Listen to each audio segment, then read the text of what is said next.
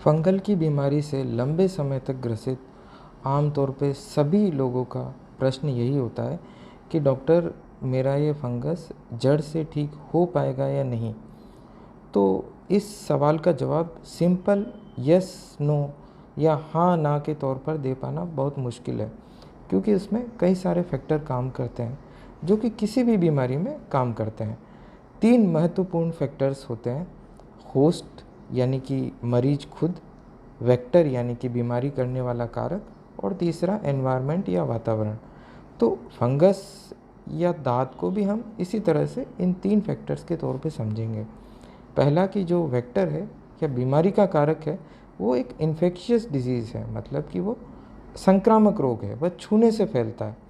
तो ऐसा बता पाना कि आपको फंगल इन्फेक्शन अभी कम्प्लीटली ठीक हो चुका है और आगे अब कभी ये दूसरे से नहीं लग पाएगा, तो ये बता पाना तो लगभग असंभव है या नामुमकिन है। तो इसी से ये पता चल जाता है कि ये जड़ से मिटा पाना संभव बिल्कुल नहीं है। इसमें 2-3 फैक्टर्स और काम करते हैं कि यह कहाँ से आया है। जैसे कि अगर कुछ डर्मेटोफाइट या फंगस के कारक होते हैं जो एंथ्रोपोनोटिक होते हैं, जो मानव शरीर से ही दूसरे मानव शरीर में फैलते हैं। कुछ फंगस के कारक होते हैं जो कि जूनोटिक होते हैं, वो किसी और जानवर से मनुष्य में आते हैं। तो अगर ऐसा होता है, जैसे कि कोई फंगल इन्फेक्शन किसी और जानवर से मनुष्य में आया था, तो वो ज़्यादा सीवियर भी होता है और ज़्यादा लंबे समय तक भी चल सकता है। इसके बाद कि हम मरीज पे बात करते हैं, तो मरीज में यह कि वह उसकी एज क्या है।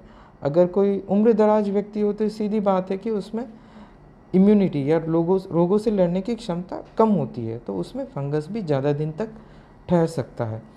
उसमें अगर और कोई बीमारी हो, जैसे कि डायबिटीज़, ब्लड प्रेशर या अन्य कोई बीमारी हो, तो भी उसमें फंगस ज़्यादा दिन तक ठहर सकता है।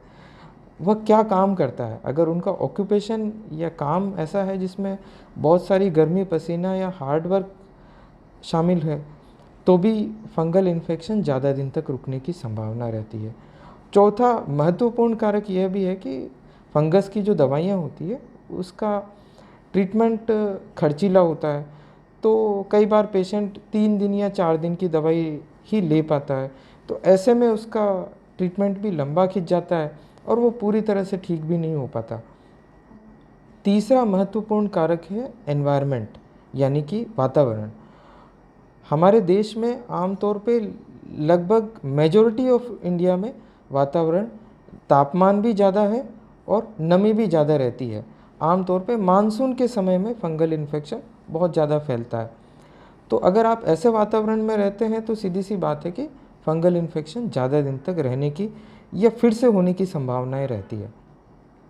एक यूनिक फैक्टर भारत में और काम करता है, वह ये कि भारत में हर कोई व्यक्ति अपने आप को डॉक्टर समझता है।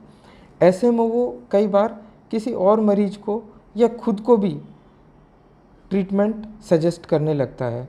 कई बार ऐसा देखा गया है कि बीमारी जब भी होती है, फंगल इन्फेक्शन जब भी होता है, मरीज सीधा मेडिकल स्टोर से जाके ट्रीटमेंट ले आता है। ऐसे में वो ये गलती कर बैठता है कि वो स्टीरॉइड्स की क्रीम लगाने लगता है। शुरुआत में उसमें अच्छा असर दिखाई देता है, तो फिर स्टीरॉइड क्रीम लगाने की एक आदत सी बन जाती है। ऐसे में फंगल इन्फेक्शन और लाइलाज सीवियर फैला हुआ हो जाता है। तो ऐसी गलतियाँ बिल्कुल ना करें। कई बार ऐसा भी देखा गया है कि गाँव में अक्सर लोग फंगल इन्फेक्शन के लिए झोला छाप डॉक्टर के पास चले जाते हैं। ऐसे में वो इनमें अपना यूजुअल स्टीरॉयड इंजेक्शन लगा देते हैं। स्टीरॉयड इंजेक्शन से बीमारी एक पल के लिए तो लगभग गायब सी हो जाती है, लेकिन वह वापस उभर के आ जाती है और कई बार स्टीरॉयड की वजह से लॉन्ग टर्म साइड इफ़ेक्ट भी होने लगते हैं, जैसे आँखों में मोतियाबिंद, डायबिटीज़ या शुगर, हड्डियाँ कमज़ोर होना, शरीर में मोटापा बढ़ना और फंगल इन्फेक्शन का लाइलाज हो जाना। इसलिए सबसे बेहतर तरीका यह है कि आप अपने नज़दीकी चर्म रोग विशेषज्ञ से जाकर मिलें और फंगल इन्फेक्शन का एक प्रॉपर इलाज लें।